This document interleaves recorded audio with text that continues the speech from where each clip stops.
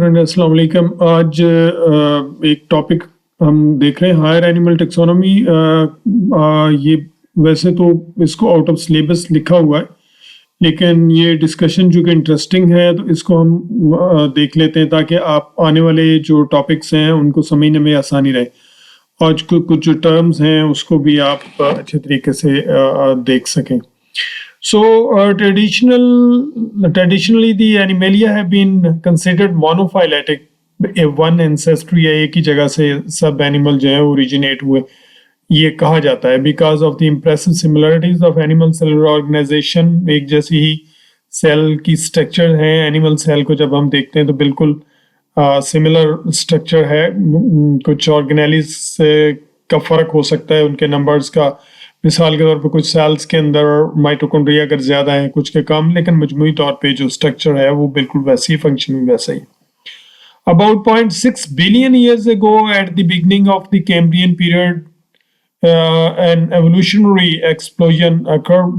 0.6 billion का मतलब ये है कि 0.6 अरब साल पहले, 1 बिलियन 1 अरब साल का होता है, तो ये इसको कैम्ब्रियन पीरियड कहते हैं, जिसके अंदर लाइफ जो है वो फ्लरिश हुई है। उससे पहला जो पीरियड है प्री कैम्ब्रियन है, जिसमें आपको प्रोकैरियोट्स के कुछ फॉसिल्स मिलते हैं और कुछ जो हैं वो बैक्टीरिया ऑफ कोर्स प्रोकैरियोट हैं और कुछ प्रोटिस्ट के हैं। लेकिन कैम्ब्रियन पीरियड एक ऐसा पीरियड है जिसके अंदर एवोल्यूशनरी एक्सप्लोजन हुआ। ठीक है, इसको एवोल्यूशनरी एक्सप्लोजन, कैम्ब्रियन एक्सप्लोजन कहते हैं, और इसमें बेतहाशा लाइफ प्रोड्यूस हुई। एनवायरनमेंट इतना फेवरेबल हुआ और कंपटीशन बिल्कुल भी नहीं था, तो जो स्पीशीज हैं बहुत तेजी से फ्लरिश हुई। So Cambrian period and evolutionary explosion occurred that resulted in the origin of all modern phyla along with the other animals that are now extinct। बहुत सारे फाइलम जो है वो एक्सटिंक्ट हो चुके हैं, आपको पता है। ट्राइलोबाइट वगैरह के बारे में आपने सुना होगा, डायनासोर्स के बारे में सबने सुना हुआ है, लेकिन वो उस वक्त तक नहीं हुए थे, कैम्ब्रियन में नहीं, उसके बाद हुए। Mind it. This rapid origin and diversification of animals is called the Cambrian explosion because it occurs over a relatively brief 100 million years period। अब ब्रीफ 100 मिलियन का मतलब है कि तकरीबन बहुत थोड़ा सा टाइम था, उसने कहा सिर्फ 1 करोड़ साल। अंदाजा लगा सकते हैं आप जिंदगी जो अर्थ है या लाइफ है उसका लाइफ स्पैन कितना है। This rapid appearance of all animal phyla leads some scientists to believe that animals may be polyphyletic because such a rapid divergence of many kind of animals from a single ancestor seems unlikely। तो कहते हैं कि बहुत pockets के अंदर हो सकता है एनिमल लाइफ डेवलप हुई हो और जो ओरिजिन है वो भी डिफरेंट हो। So this is a non-traditional view, and this idea remains a minority view, of course। This text takes the traditional approach, and with the possible exception of the sponges, the phylum Porifera assumes a monophyletic origin of the animals। Porifera के अलावा उनका monophyletic को ही हम लेंगे और ये popular जो view है उसी को ही हम फॉलो करेंगे। उसकी बुनियादी वजह ये कि जो रिलीजियस व्यू है वो भी मोनोफाइलेटिक है और लाइफ जो है उसका ओरिजिन एक है, और पॉलीफाइलेटिक को मानना मुश्किल है, इसलिए साइंटिस्ट ने ज्यादातर जो है वो मोनोफाइलेटिक को मानते हैं। The following brief description of higher animal taxonomy helps one visualize possible relatedness among the animal phyla। Taxonomic levels between kingdom and phylum are used to represent hypotheses of relatedness between animal phyla। Many zoologists recognize 3 major groups within the animal kingdom। These groups are often called branches and include the Mesozoa, ये phylum Mesozoa है, the Mesozoans, Parazoa, phylum Porifera and sponges, and Eumetazoa, all other phyla। The Eumetazoa are further divided into 2 groups based on the body symmetry and embryological characteristics, and in this system the bilateral symmetrical animals are divided into 2 large groups based on similarities and differences in the early development of the animals. The study of comparative embryology is based on the observation that embryological event may be similar because of the shared ancestry. As with other comparative studies, however, embryologists must sort homologies developmental sequences from analogous developmental sequence. अब ये दो तीन terms इस्तेमाल, homology कहते हैं एक ही तरह की स्ट्रक्चर्स हैं, ठीक है, और फंक्शन जो है वो डिफरेंट है, और एनालॉजी कहते हैं कि स्ट्रक्चर डिफरेंट है लेकिन जो फंक्शन है वो एक तरह के। मिसाल के तौर पे मैं आपको मिसाल देता हूं कि जो एक विंग है बर्ड का और एक जो लेग है किसी भी दूसरे एनिमल की जो वॉक करता है, इवन हमारी अपनी, उनकी बोन बिल्कुल सिमिलर होती है, उसकी स्ट्रक्चर फर्क हो सकती है लेकिन उतनी ही वही बोन्स वहां पर होती हैं, वही जो है वो बर्ड्स के अंदर होती है। अब फर्क कहां पर है कि वो उड़ने के लिए काम आता है और ये चलने के लिए काम आते हैं, टेट्रापॉड लिम्ब जो है, ठीक है, ये समझ रहे हैं आप। इसके मुकाबले में तो स्ट्रक्चर इंटरनली सेम है और फंक्शन डिफरेंट है, इसको हम होमोलॉजी कहते हैं। और एनालॉजी होती है सुपरफिशियल रिजेम्बलेंस। अब उसमें जो स्ट्रक्चर है डिफरेंट होती है, काम एक होता है। मिसाल के तौर पे एक विंग है बर्ड्स का जिसके अंदर बोन्स हैं, जिसके ऊपर फेदर्स हैं और उड़ने का काम देता है। एक विंग है इंसेक्ट का जो कि एक काइटन से बना हुआ एक यू कैन से लेयर है और वो भी उड़ने का काम देता है, तो उसको भी हम पार कहते हैं, उसको पार कहते हैं, लेकिन स्ट्रक्चरली इंटायरली डिफरेंट है, काम एक है। इसको हम एनालॉजी कहते हैं, ये ज़हन के अंदर रखिएगा। अब ये एक चार्ट है, इसको आप देखिएगा, ये इसमें मिज़ोज़ोआ है और इसमें मिज़ोज़ोआ में पॉरीफेरा, ठीक है, ट्रेडिशनल कैटेगरीज हैं। और उसके बाद फाइलम नाइडेरिया एंड टीनोफोरा है, यू मेटाजोआ, इसको रेडिएटा भी कहते हैं, ठीक है, और डिप्लोब्लास्ट है, ये सारे के सारे डिप्लोब्लास्ट हैं।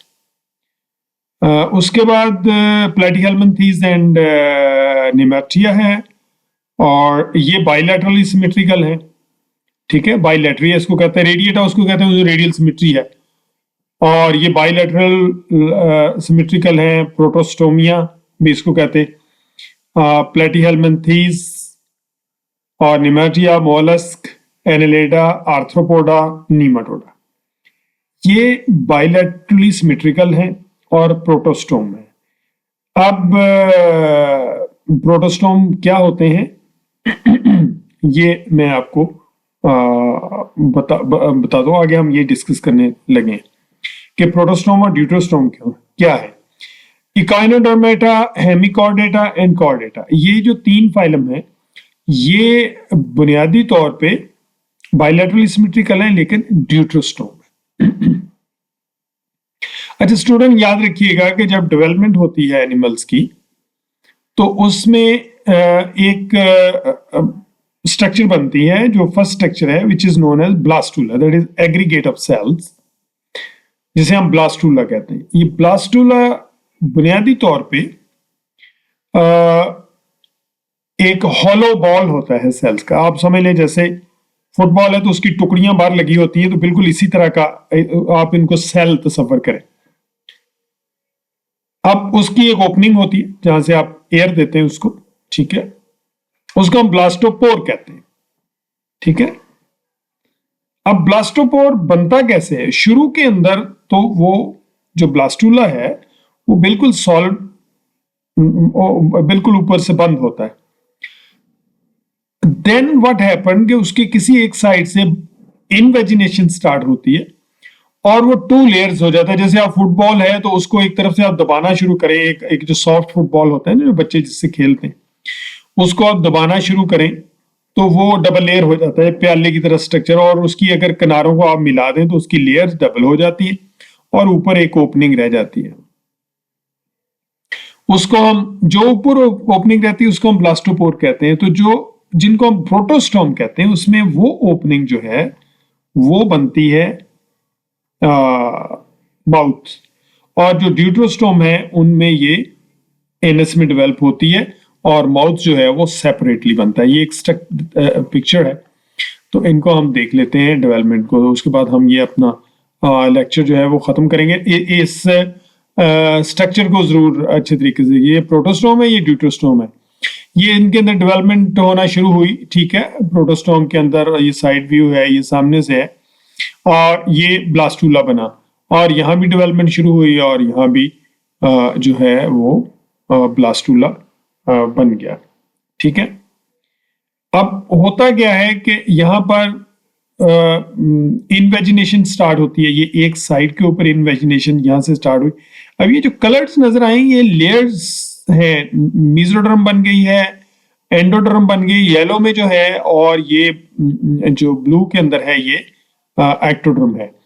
अब यहां पर आप देखें कि मेसोडर्म अभी डेवलप नहीं हुए, coelom develop from outpocketing of the you can say gut, ये सूडो सीलोम है। ठीक है, बुनियादी तौर पे।